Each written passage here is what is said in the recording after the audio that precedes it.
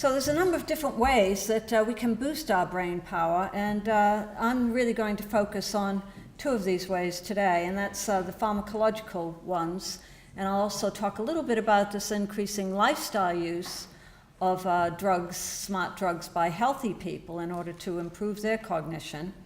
And also I'll talk about brain training or cognitive training.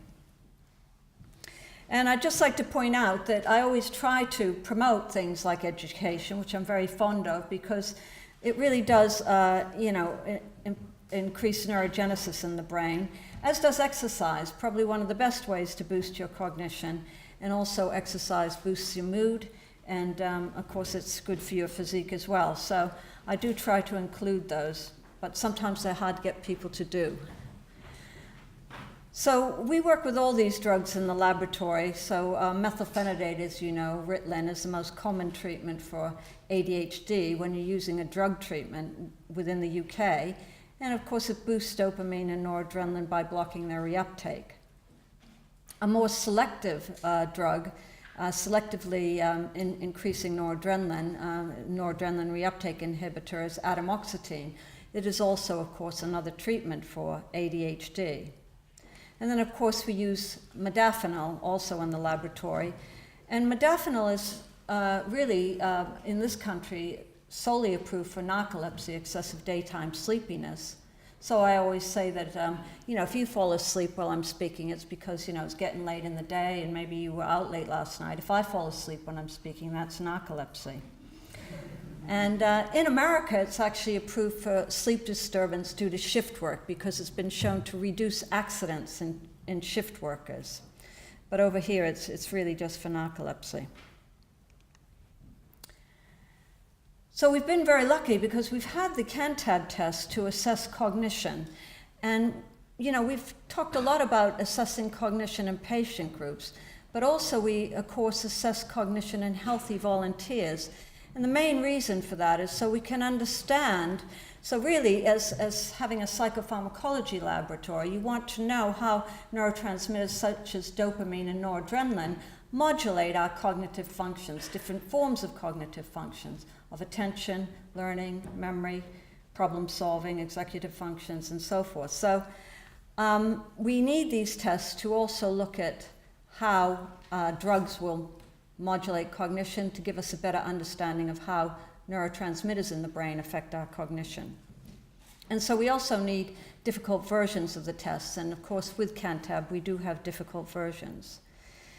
It's one of the big success stories, as you've been hearing about, is really the early detection of memory problems in the elderly, those sorts of things that we heard about, mild cognitive impairment of the amnestic type leading to Alzheimer's disease.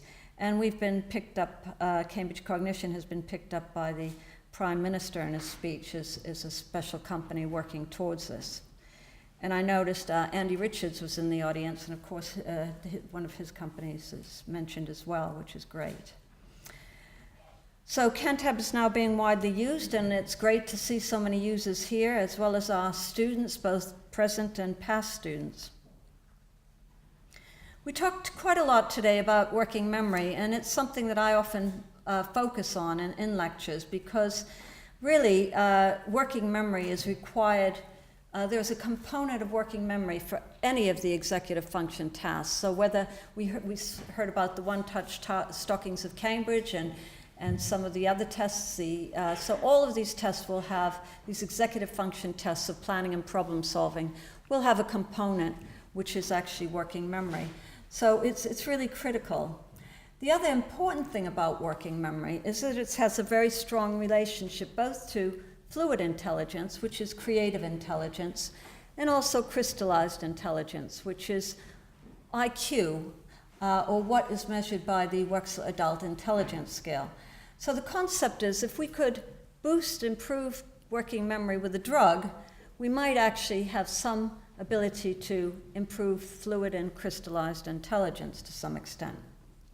And of course, the other critical thing about this is that working memory at the start of formal education is actually a more powerful predictor of subsequent academic success than IQ. And also, working memory is affected in, as I said, many of the neuropsychiatric disorders. And it's really these cognitive problems in neuropsychiatric disorders that we want to improve in order to improve patients' functionality. So for those of you unfamiliar with the CANTAB spatial working test, and I don't know how many working memory tests, and I don't know how many of you are, here it is, and I'll just show it to you briefly because it's very easy to demonstrate. And of course, it has a strategic component as well to it. So frequently, people will start in a particular place. And the main thing that you have to do in the instruction really is to search through these red boxes to find a blue square. And when you find a blue square in one of these boxes, move it over here. But the important instruction is once you've found a blue square inside a red box, never go back to that box again. And if you do, that's an error. So the way that you search is just with the touch-sensitive screen. You just touch, open the box, there's nothing there. Touch, nothing there, nothing there. And now we find this blue square, so we move it over here. And then we start our search sequence again. And as I said, if we're going to use a strategic method, we might go back to the start there, there. And now we know to skip over this box, and if we touch it, it's an error. So we keep searching, and that's how that works. So it's very simple. So you don't need to be a clinical psychologist to actually administer the test. It's really a very simple thing to do. And it's also very sensitive, and we can measure people in the scanner doing the task. And when people do the task, we found that working memory is very impaired in adult patients with ADHD. And of course, methylphenidate improves spatial working memory performance in adults with ADHD. So you get a very big impairment in ADHD, as we heard about earlier, and we can improve this using methylphenidate. And this is work some time ago by Rebecca Elliott and Mitchell Mehta when they were in the laboratory. And when you put people in a scanner, what you find is that methylphenidate actually improves the working memory performance, but it also increases the efficiency of the neural network that's involved when you perform this task, which includes the dorsolateral prefrontal cortex. So basically, you get a better performance, a better behavioral or cognitive performance, and your brain doesn't have to work as hard. Well, as you can see here, modafinil also improves working memory in healthy volunteers. And here you can see we have the really difficult version of the working memory task. This is excellent for use in healthy humans, especially where you're looking for enhancement.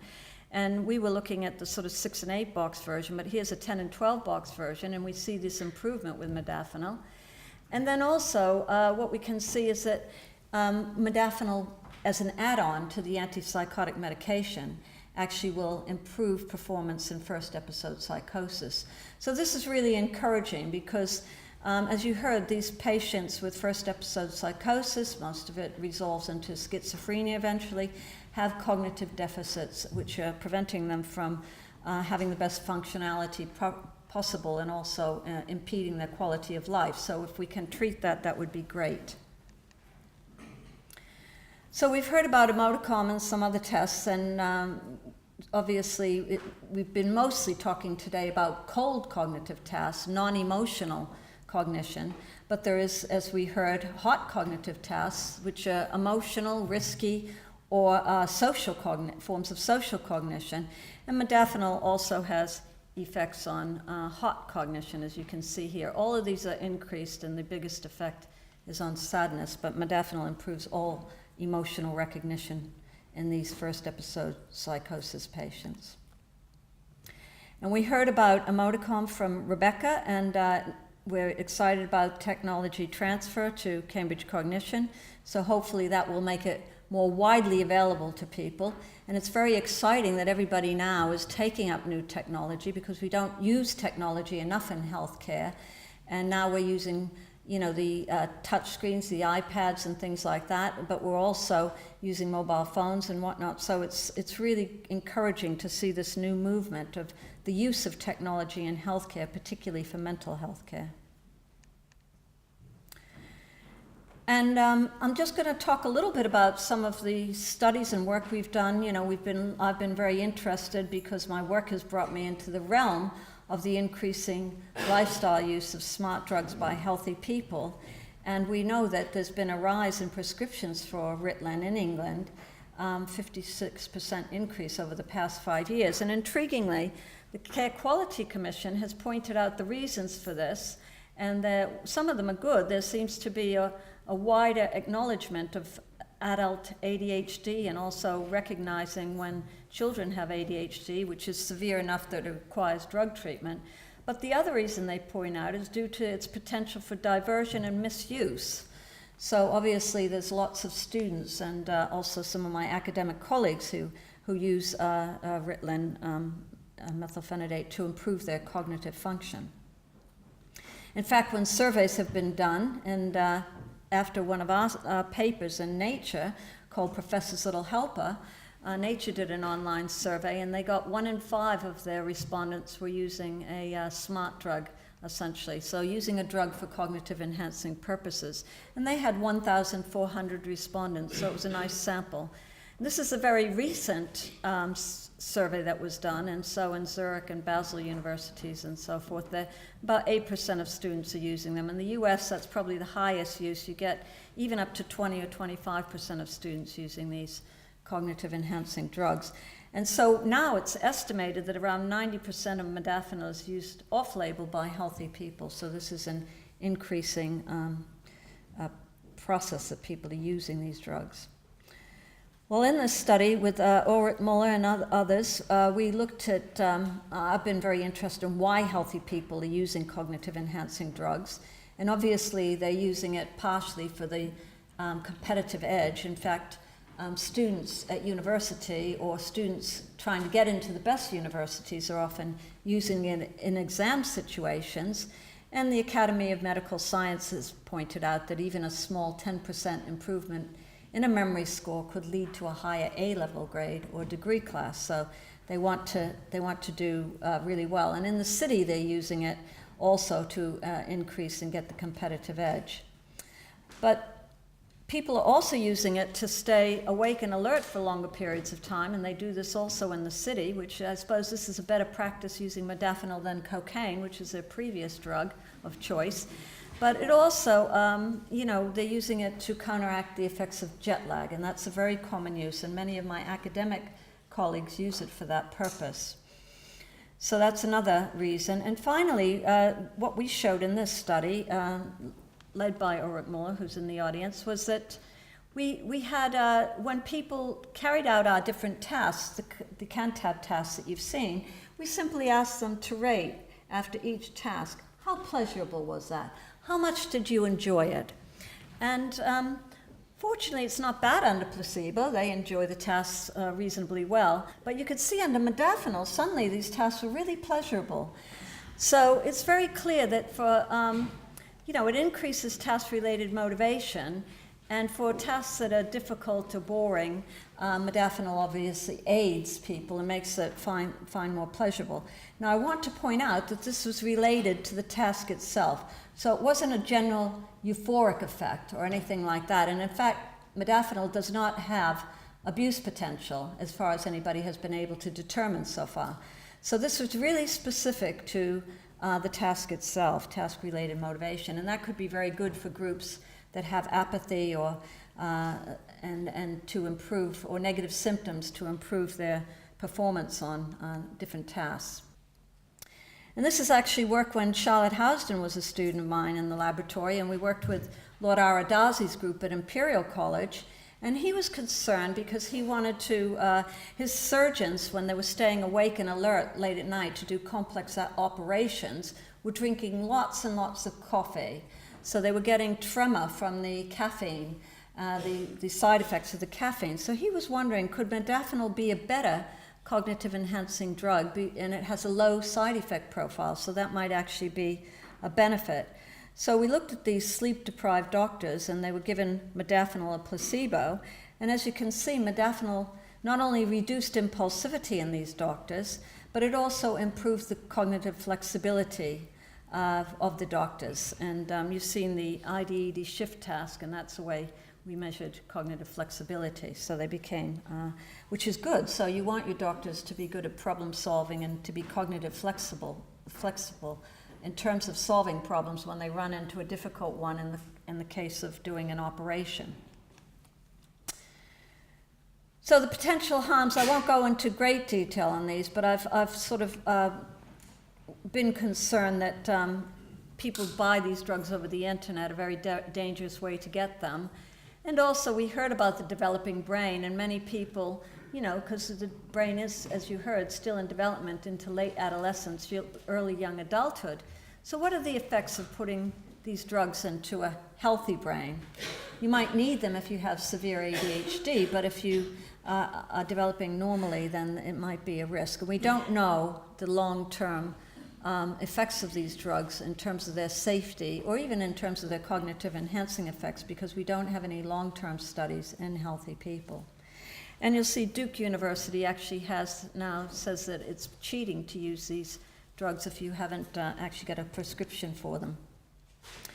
There was a seizure of drugs in 2014 by the MHRA, which is our regulatory body in the UK, and you can see they were the racetam type, and many of you will remember piracetam, but now these drugs are much more potent forms of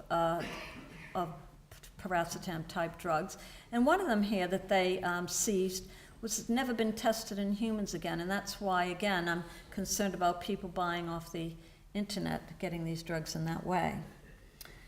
So as a society, we need to consider what forms of cognitive enhancement, pharmacological ones, exercise, lifelong learning, are acceptable, and for which groups. We might want to use them for the military or for doctors, and under what conditions, protect people in the course of war or shift work, and by what methods would we wish to improve and flourish.